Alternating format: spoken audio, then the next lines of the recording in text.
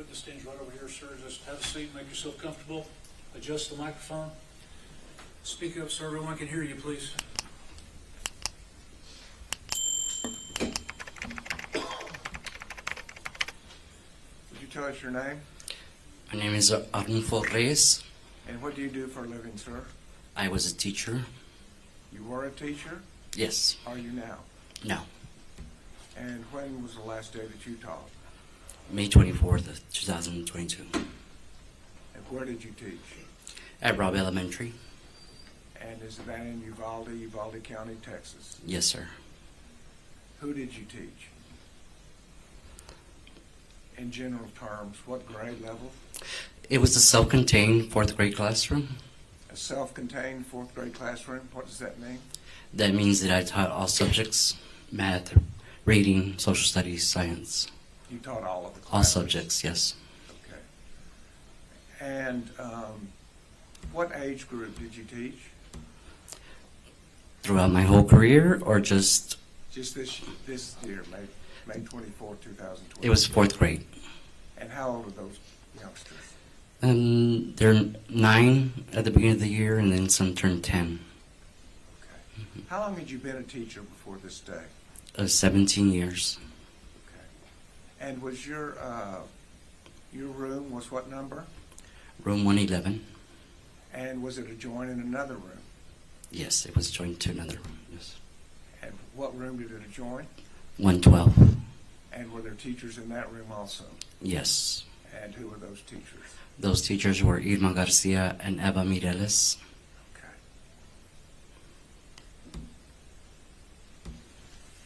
Can you tell us how that day started, May 24, 2022? It started like any other day. I mean, just a normal day, like to go to school. Yeah. Okay. And did y'all have award ceremonies before the day was over? Yes, we had a award ceremony that was supposed to take place at 10:30 around there. We were just waiting for them to call us to the cafeteria. So the cafeteria is where the award ceremony took place? Yes. And what is award ceremony? Award ceremony is like when kids get awards for special things that they can do and achieve, and so we just give them awards for the special things. And did the parents attend the award ceremony? Yes, they're invited to go. Yes. Okay. And how big was your class that day? That day, my class was about I want to say 14 or 15. Around 14? Yeah, 14. And after award ceremony, did any of the kids leave? Yes. And how many kids left? I believe there was 3 kids that left that day. Okay. And so after award ceremony, then what happened? After the award ceremony, we headed back to our classroom. And that was at Robb Elementary School? Yes. Room 111? Yes. In the fourth grade wing? Yes. Did you get back to your classroom? Yes. And what happened next? After we got back to the classroom, we resumed doing what we were doing before we went to the ceremony, and so everybody went back to their spots, and we just resumed what we were doing. Okay. When you say they went back to your spots, could you tell us how your classroom was configured?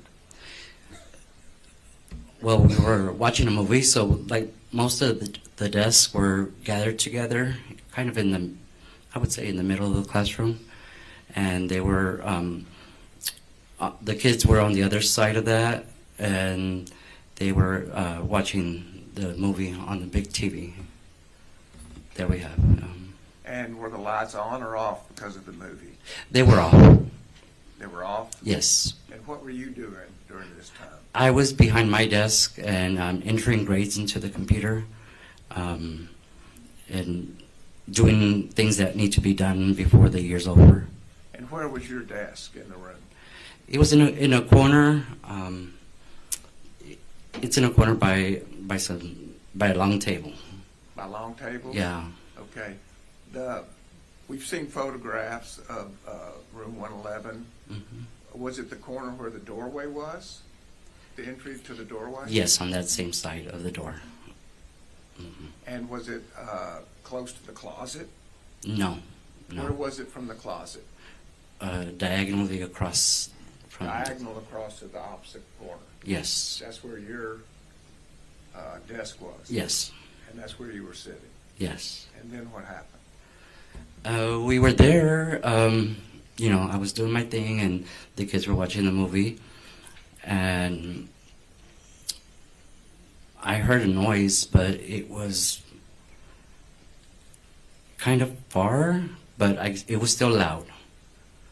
And Did then, you recognize the noise? no, I didn't. What it assumed to, I mean, I assumed that it sounded like books when you bang them on the floor, and that's what it sounded like. But it was kind of far. And how many times did you hear that sound? I would say maybe like 5, 6 times or around there. And as I heard it, it kept on getting closer and closer, but it still seemed distant anyways, but yeah. And did it ring a bell to you as to what that may be? No. Mm-mm. So then what happened? So then, you know, I kept on going and doing my thing, and the kids kept on doing their thing, and it was quiet. And then,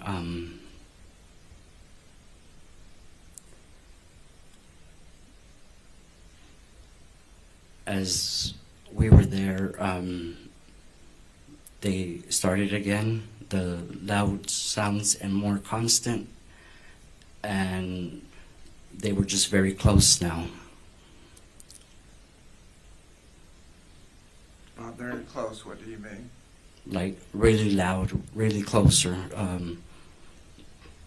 They sounded closer to where we were at. And did that change your mind about it being books?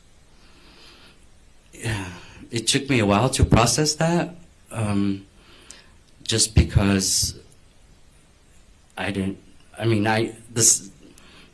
did change my mind of that it was not books, but I didn't know what it was still anyway, yeah.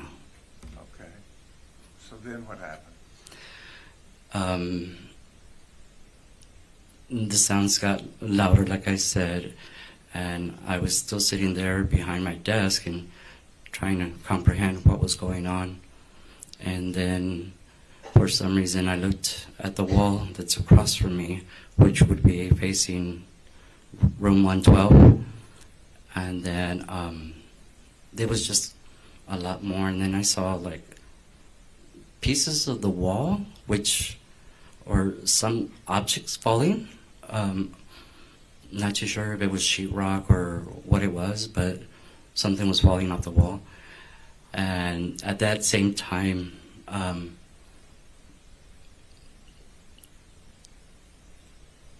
had a student come and ask me,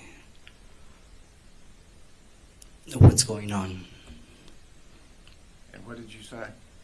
And I told her, I said, I don't know what's going on. I don't know what's going on. And then I told my kids to go ahead and get under the table where we've always practiced to go when we're on lockdown. Okay, tell me about lockdown. What is lockdown? Lockdown is when we turn the lights off in the room and make sure that the door's locked and hide out of the view of anybody. And is there a specific place that the children are told to hide?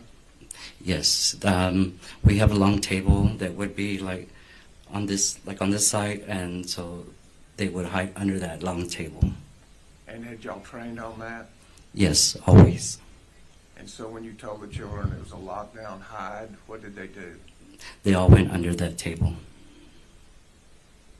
And was this loud banging going on at that time? Yes. So when the students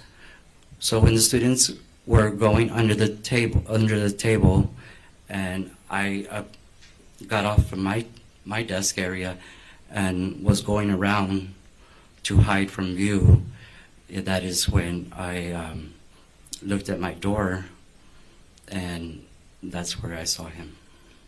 What did you see? A black shadow. And what was the black shadow doing?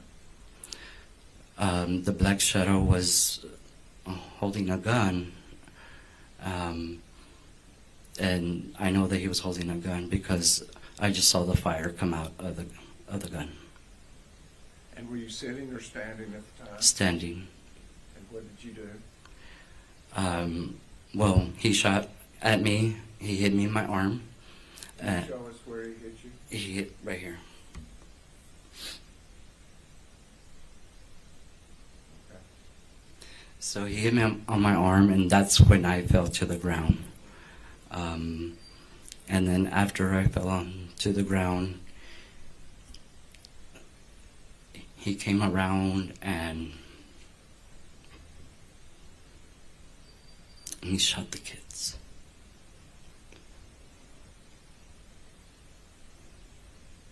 How close was he to you when that happened? He was very close. I was on the other side of my kidney table, and he was probably behind the kidney table. And so it was one of the first things he did after shooting you was to shoot your kids. Yes, sir. And about how many shots did you hear go off? Just a lot. I couldn't tell you how many, but just a lot. Did the shadow with the gun stay in room 111 the entire time? I'm not sure if it was the whole time, but what I do remember was a lot of the coughing that he was doing and the footsteps. So I heard a lot of it. Did you ever hear him leave room 111? No, sir. The only time that I would say is when that he walked to the other classroom would be when I heard one of the students say, "Officers, come in here. We're here." Excuse me? When he went to the other classroom was when a student from that classroom said, "Officer, come in here. We're in here." And then I heard walks over there, and then I heard more shooting. And did you hear that voice again? No. Is your timing accurate in your mind based on these events? I would assume that it's correct. Okay. Hmm. At some point, did you say that it was your timing was kind of jumbled up? Well, I mean, I didn't have a concept of time, like actual time, but what did seem like 30 minutes or, I mean, what I felt was about 30 minutes. Okay. Did the gunman approach you anymore? He did approach me again. That's when he came and he tried to taunt me. He got some of my blood and splashed it on my face. And then he also... And what were you doing when he splashed the blood on your face? I was on the ground, hurt, yeah. Were your eyes open or closed? I closed them And why did you close your eyes? because I wanted him to think that I was dead. And did you have a time that you could talk to your children about what they should do? Just at the beginning, I had told them to close their eyes because I didn't want them to see if something bad was going to happen. And so as your eyes were closed and you were being taunted, did anything happen at that time? No, not that I recall. Okay. My phone was ringing on my back. Mm-hmm. The injury to your arm, was that the only injury that you received? No. Okay. Tell us about that. How did that happen? This one or the other one? The other injury? Have you told us about the arm injury? Is there anything else about that I needed to ask? I don't think so. I mean, this happened at the beginning, But when he came back and after he taunted me and did all of that stuff, later on he did come back and he shot me on the back. He shot you in the back. Mm-hmm.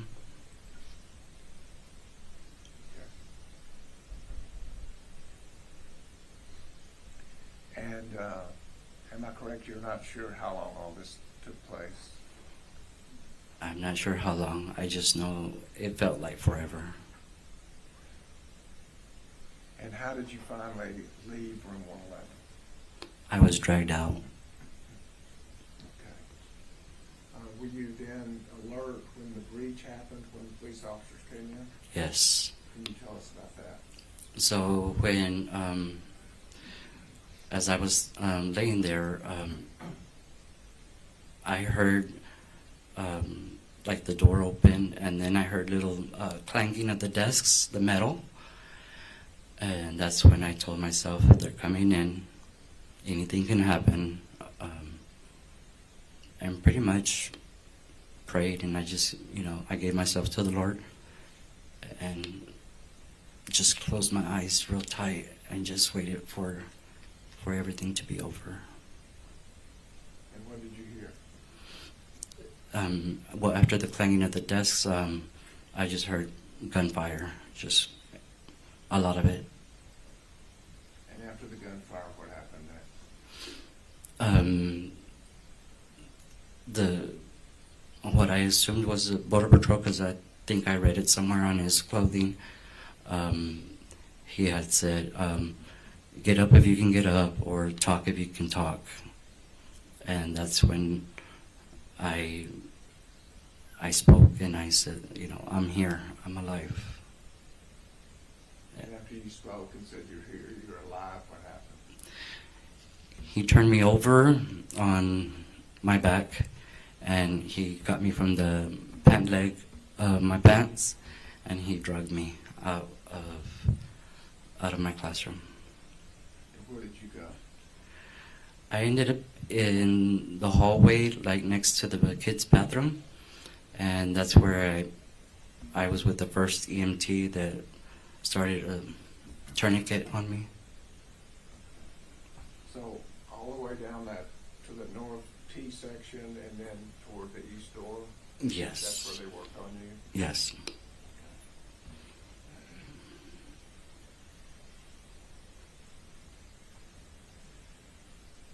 And did any of your children in room 111 survive this attack? No, sir. And in room 112, are you familiar with those children also? Some of them, yes. Mm-hmm. And have you kept a picture of them on your fence outside your home since then? Yes, sir. And did we ask you if you could identify each of these children so we could have a name attached to each of the paragraphs in the indictment? Yes. And are you able to? Yes. And I'll ask you now just one time as to each of these children, were they alive and well on the morning of May 24, 2022? Yes, sir.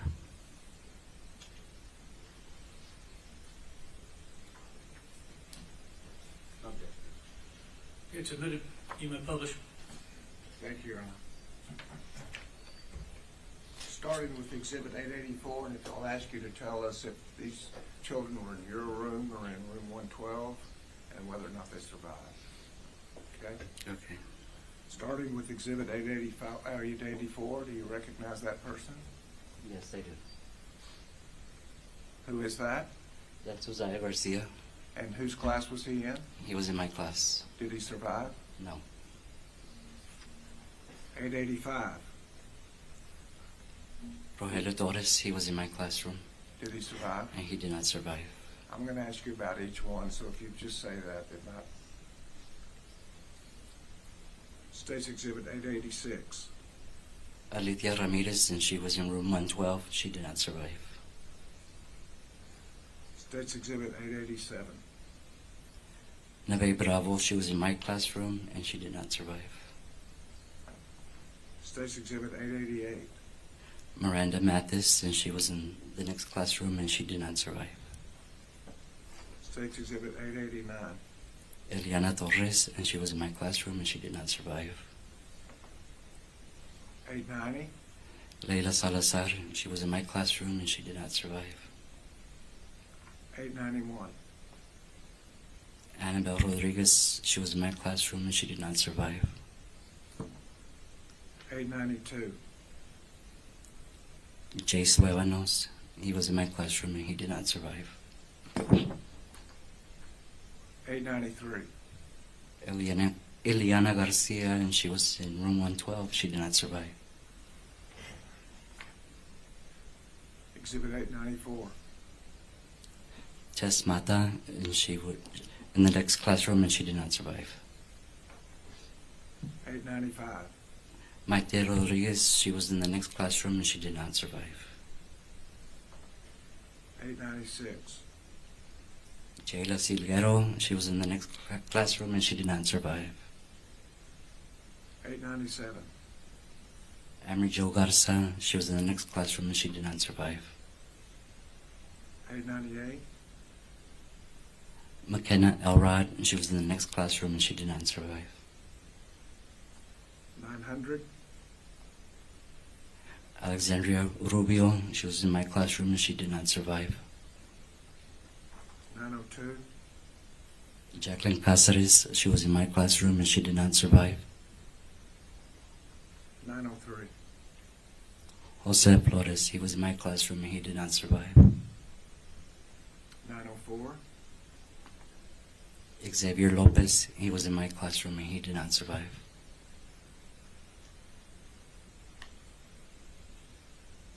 'Now I'd like to move to Exhibit 905.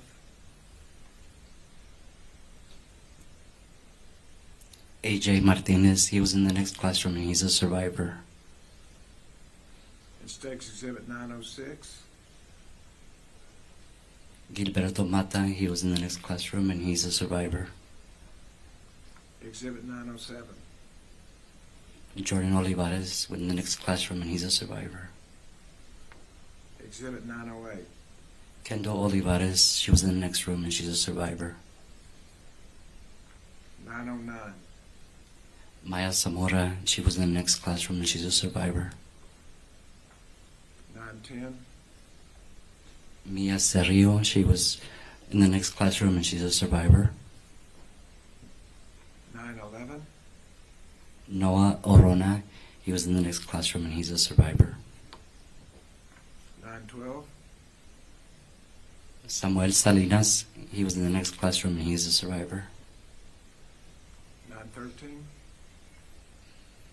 Jaden Carizales in the next classroom and he was a survivor. And 914. Chloe Menen Torres, in the next classroom and she's a survivor. And when you say next classroom, in each of those situations, were you speaking of classroom 112? Yes, sir. Room 112, yes. Procedures. Please. Mr. Reyes, my name is Nico Madrid. I'm one of the lawyers that represents Adrian Gonzales. Mm-hmm. You've never testified before? No. You've interviewed before but not testified, right? Yes. Okay. Well, I'm going to ask you questions.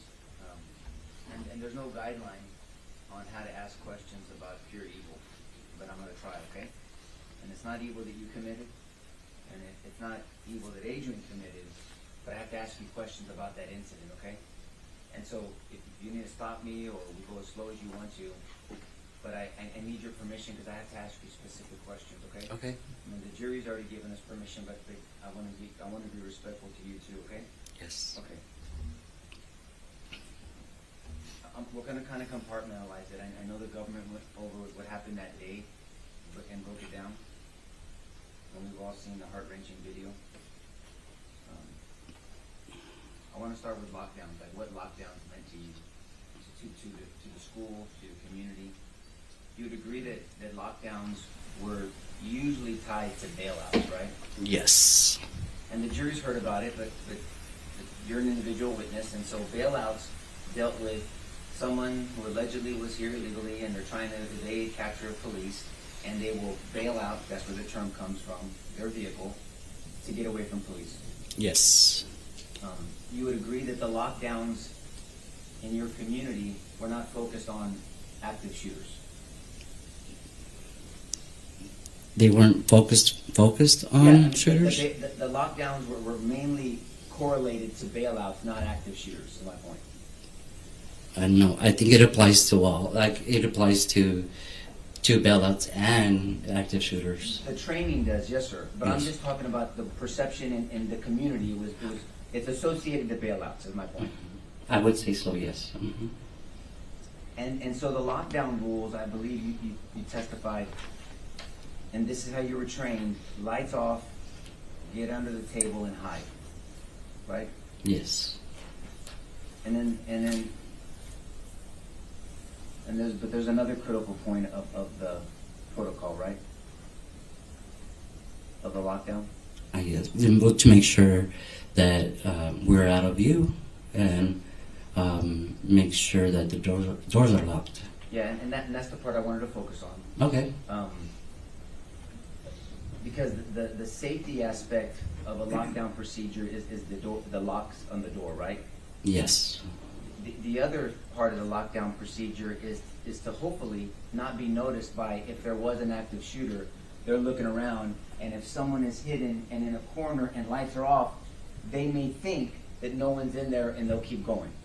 Yes. Right? Yes. So there's one aspect of it is not being seen. The other aspect of it, which is the locks, is to try to deter or stop a shooter from entering a room. Yes. Is that fair to say? Mm-hmm.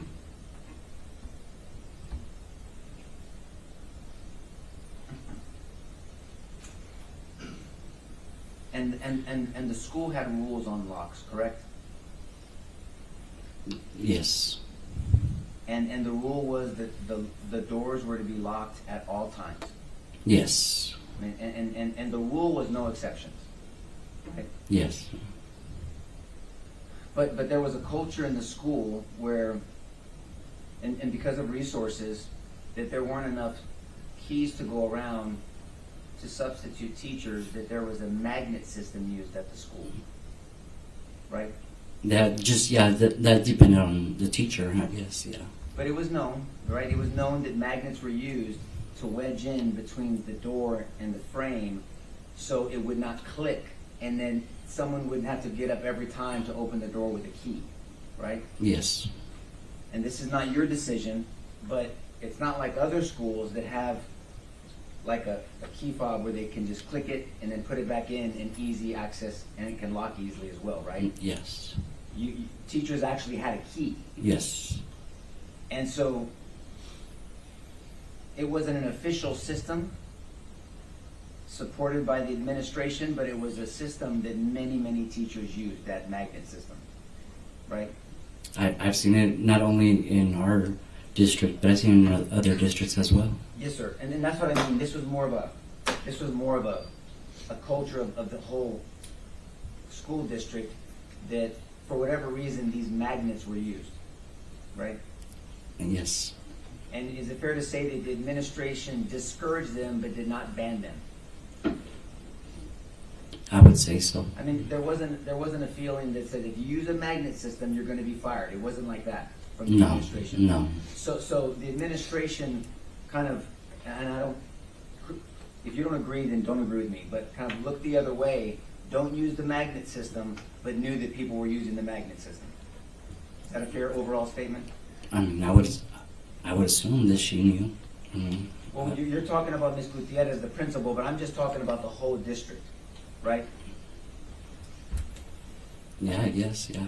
Because your words were the magnets were used in other schools that you know of, right? Correct? Yes. And then also, not only, those are for the indoor locks, but the external locks, the external doors were supposed to be locked at all times, correct? Yes. And you know now that the external door was not locked, right? Yes. Now I know. But the east door was always left unlocked, correct? The one near the library? Yes. And the reason why is because kids would go so much that they just left that one, that was knowingly left unlocked. I think they were left open due to rotations, going to PE, going to computer lab, going to other places. Yes. And if I can direct your attention back to your room,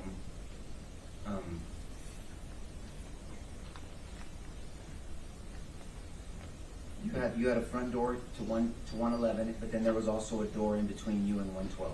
Yes. And both those doors had the ability to be locked, right? Yes. And do you know now that both doors were not locked? No. No, you don't know, or no, they weren't locked? I didn't know that they were both unlocked. And I'm not being disrespectful, okay? Whose responsibility is it in room 111 to make sure those doors are locked? That would be my responsibility. And so, and the reason why you had left doors unlocked in the past is because your room had printers in them, correct? I had what we call like a community printer. Yes, sir.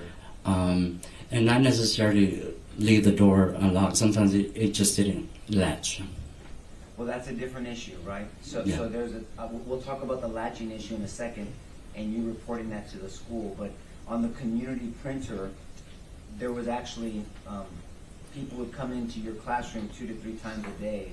You've said before, Mm-hmm. and would use the printer, and so you would leave it unlocked at times. Yes.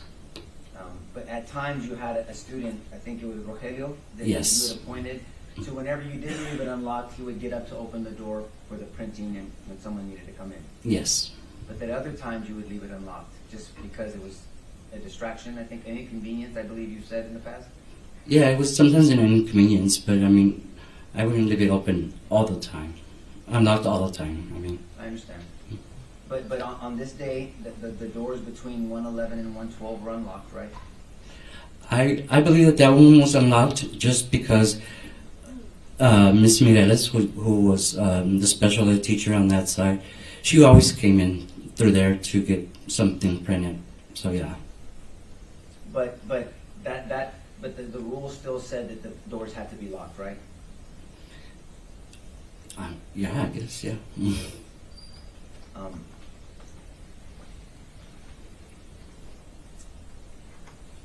And you had, earlier that day, you had exited your door to cross to room 105 to see if the teacher in 105 wanted to order something because it was a kind of a relaxed day. You guys were ordering food. Yes. Mm-hmm. And so at some point, we can play later for the jury, but you've seen that you leave your classroom from 111 and you cross the hall to 105, and then at some point you come back to your room. Yes. And have you seen the video of you doing that? Yes. And did you recognize that it looked like the door, just you opened it right away, it wasn't locked? No, I mean, not that I opened it right away. Okay. But you don't recall using your key, and you couldn't say whether you had locked the door or not, right? The only reason that I know that I don't know for sure if I locked my door or not was because I still had my keys on my arm when I ended up in the hospital and all that. So if I still had my key here, why would I have it here if I didn't lock the door? That's what Is in your mind. is in my mind, yes. Are you aware now, today, that the Rangers came to a conclusion that the door was not locked? Yeah. Mm-hmm. And so that was a factual, objective determination that an independent investigator made, right? Yes. Okay. Now I do want to talk about the malfunctioning, because your door, although it was able to be locked, sometimes the catch would get stuck in the door, right? Yes. And you'd have to kind of either shake it or jimmy it, and then it would click when you would shut the door. Yes. You had reported it. You claimed and I'm say claimed only because we don't have a work order, but you claimed that you reported it to the school, correct? Yes. And I believe you have said that you reported it to the principal and to the secretary. Is that true? Yes.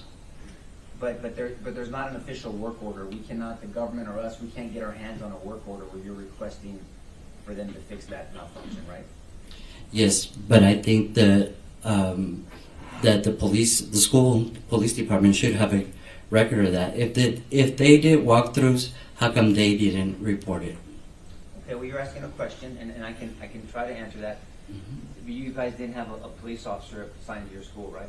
No, but they did walkthroughs. Well, we'll go one thing at a time. Okay. You didn't have a police officer assigned to your school, right? No. So the high school had a police officer full-time, but unfortunately your school did not have a police officer full-time, right? No. And the walkthrough by whomever, whichever PD did it, it was to make sure doors were locked, right? Yes. And is it safe to say there was a culture of warning teachers when that police officer, whoever it was, would check on the doors so then to remove the magnets? You remember that? No. Like teachers wouldn't tell other teachers that the police officer is there to remove the magnet? No. Okay. So now I wanna direct your attention back to a little bit to before the incident happened. I think you testified that you thought you heard books dropping on the floor, Yes. but it was far but loud, correct? Yes. And then it got closer, Yes. and then at some point you said that you saw sheetrock chipping off of the walls. Something was falling or, yeah. Can you, because maybe I'm not clear, can you, Judge, may I stand up, please? Yes. If you're sitting at your desk in that room, Mm-hmm. will you tell me where to stand where the front door is to 111?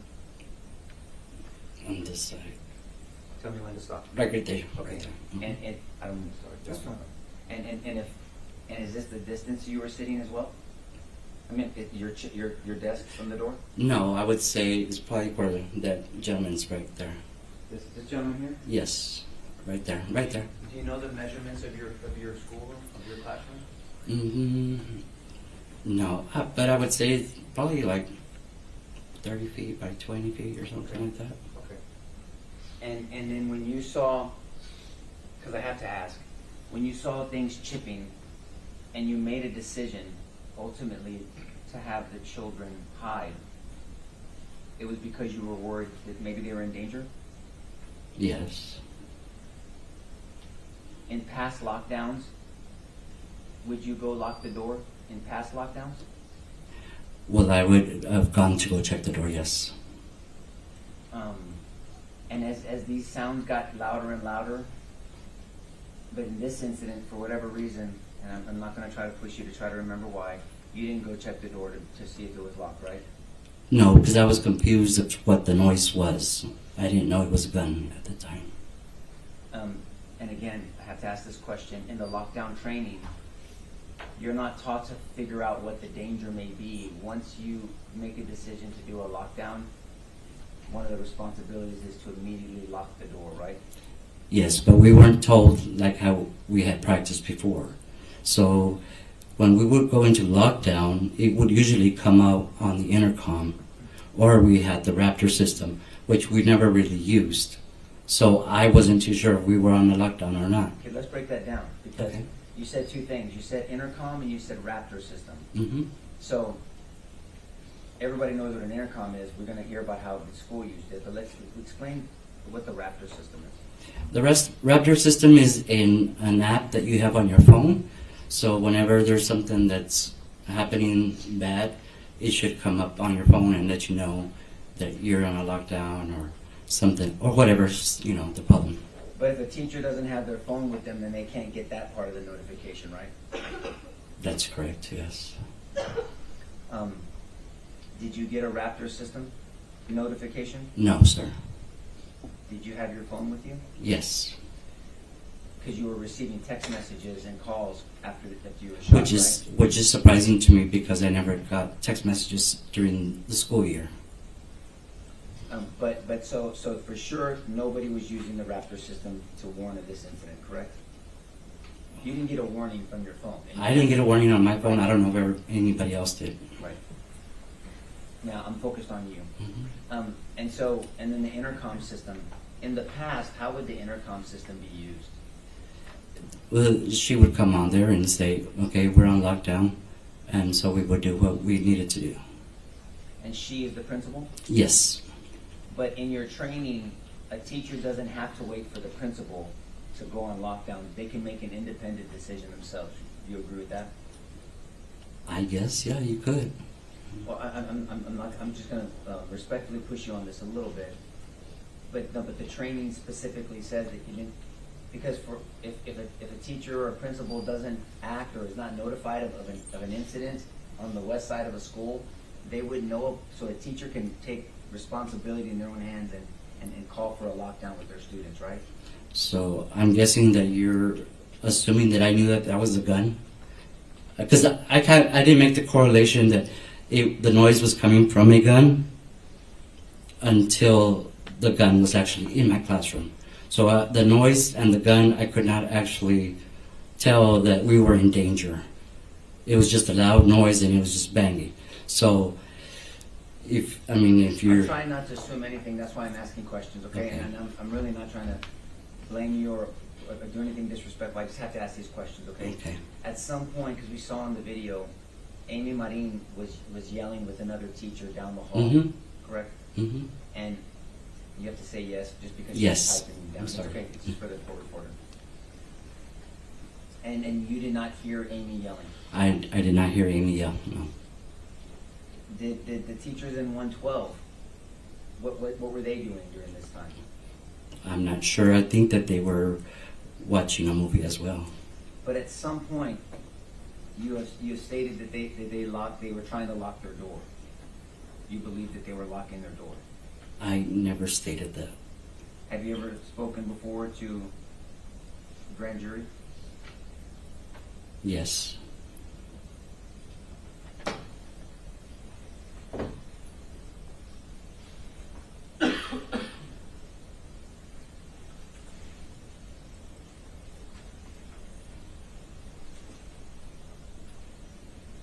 I'm gonna find it for you, okay? Okay.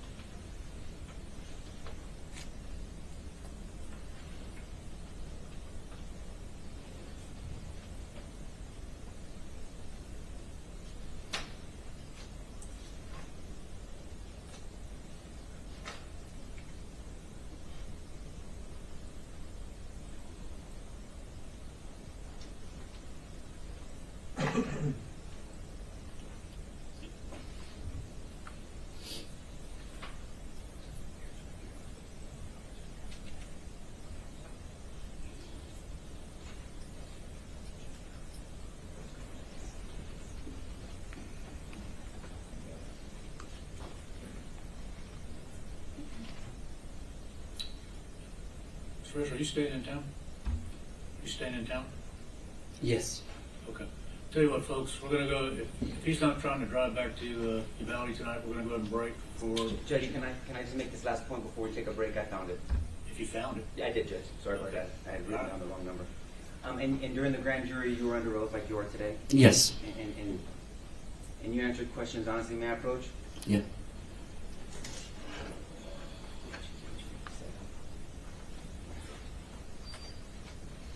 I'm going to direct your attention to the transcript of your grand jury testimony, okay? Can you read line 13 to 17 to yourself, sir?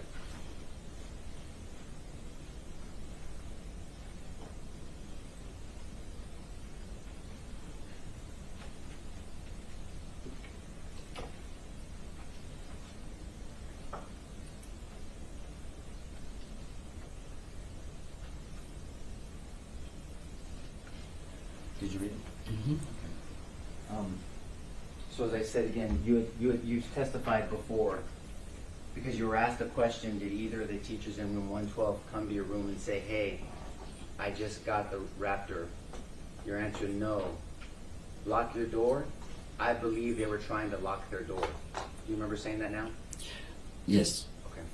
And so you said before that you believed that the teachers in 112 were trying to lock their door, right? I believe that's what I had seen, or I was told from other teachers, yes. Well, that's not what you said in this testimony. You said you believed it because they were right next to you, that they were locking their door, correct? Mm-hmm. I believe that's what they were doing. I didn't know if you wanted to stop now, but I was going to make you more.